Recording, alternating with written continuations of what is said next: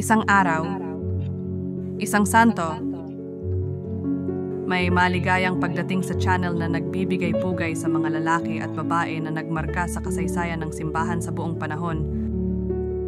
Ngayon, 15 ng Agosto, ipinagdiriwang natin si San Tarcisio ng Roma. Kamusta? Si San Tarcisio ay nabuhay sa Roma noong ika-3 siglo, sa panahon kung saan inuusig ang mga Kristiyano ng Imperyong Romano.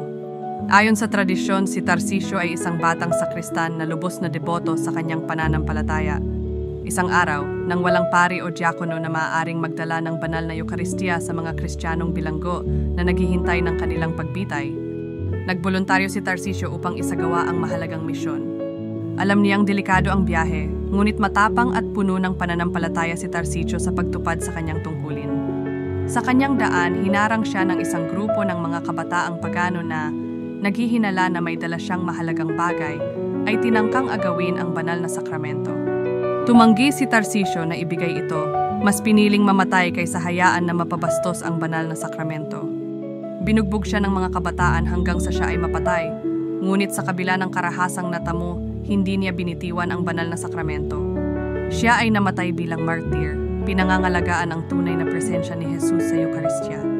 Ang kanyang katawan ay narecover ng isang mapagkakatiwalaang Kristiyano at inilibing ng may karangalan. Si San Tarcisio ay naging patron ng mga sakristan at mga sakristan katulong. Narito ang isang dasal na inaalay kay San Tarcisio ng Roma. O maluwalhating San Tarcisio, ikaw na nag-alay ng iyong buhay upang mapangalagaan ang banal na Eucharistia. Bigyan mo kami ng inspirasyon na magkaroon ng pananampalatayang kasing dalisay at tapang ng sa iyo.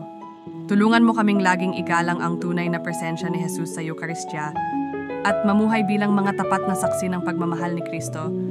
Ipanalangin mo kami sa Panginoon upang kami mapuno ng lakas at tapang, upang ipagtanggol ang aming pananampalataya kahit sa harap ng pagsubok at pag-uusig.